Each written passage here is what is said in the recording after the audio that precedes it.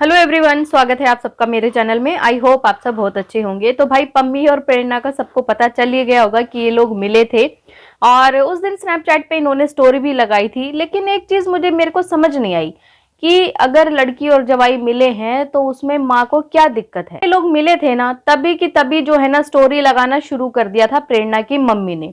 Story भी भाई कुछ बड़ी अजीब गरीब सी थी। लग नहीं रहा था कि भाई आंटी जो है खुश है इन दोनों के मिलने से। एक स्टोरी ऐसी लगाई थी जहां पे लिखा था कि तैयारी है अब खुद को बदलने की, क्योंकि ये मेरे सहने का आखिरी दौर दिसंबर है।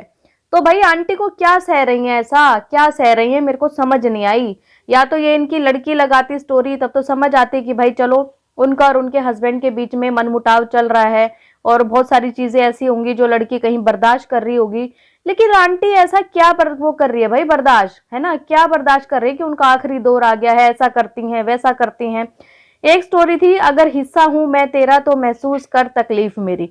भाई क्यों तकलीफ में हो आंटी जी, आपसे लोग यही तो सवाल करते हैं। और कहीं ना कहीं देखिए पम्मी ने भी कुछ झूठ नहीं बोला, सारी चीजें सच्ची बताई, क्योंकि इंसान गुस्से में सच ही बोलता है।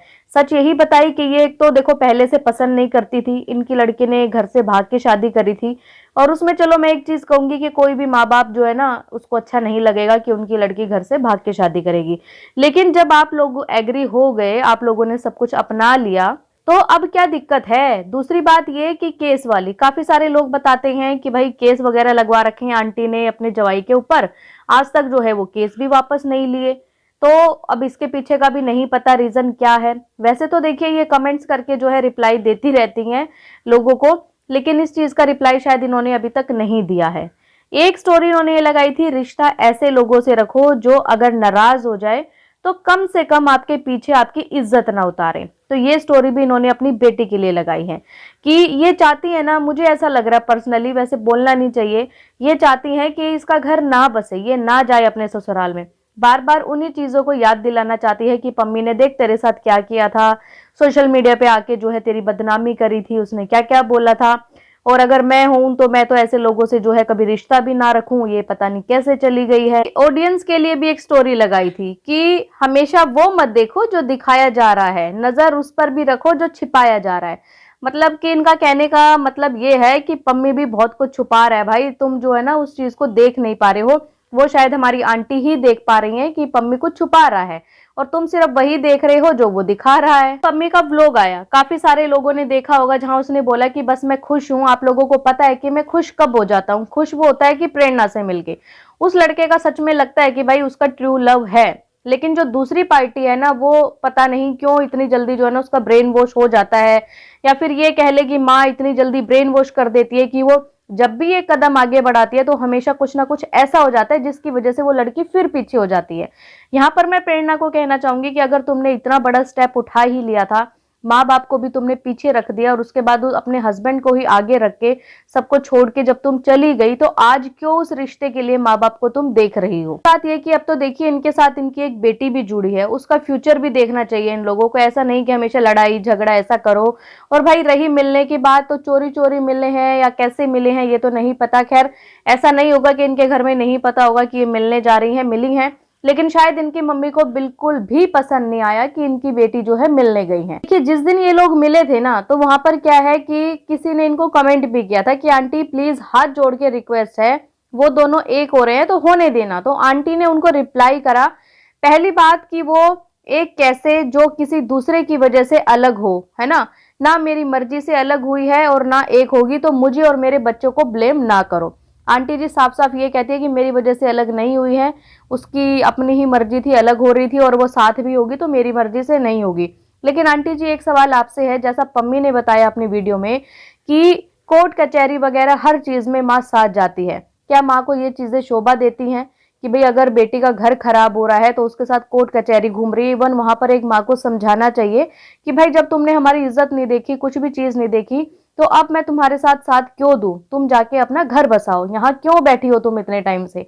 एक माँ का फर्ज यही बनता है या फिर ये कहिए कि अगर उन दोनों के बीच में लड़ाई है, कुछ भी मिसअंडरस्टैंडिंग हुई है, तो दोनों को बिठा के जो है बात करवाई जाए। ऐसा हो कि बेटी के साथ जो है, अगर बेटी डाइवोर्स लेना चाहती है, कोर्ट कचहरी जा रही है, प्रूफ इकट्ठे कर रही है, उन सब चीजों में उसका साथ दे। पर अगर बात करूं पम्मी की, तो बहुत सारी ऑडियंस ऐसी है जो पम्मी से नाराज भी हो गई। वो नाराज होने का कारण ये था कि पम्मी जो है अचानक से रील अपलोड कर देते हैं गुस्से वाली, कि अब मैं इनका पर्दाफाश करूंगा, अब मैं सब बताऊंगा, ये जो दो भाई हैं, दोनों भाइयों ने क्या क्या किया था और भाई का क्या फर्ज होता है, और ये लेकिन ये लोग क्या कर रहे हैं मुझे सब पता है, मेरे सामने आज बहुत सारे ऐसे प्रूफ आए हैं और अब मैं ब्लॉग बनाऊंगा, इन लोगों की पोल खोलूंगा।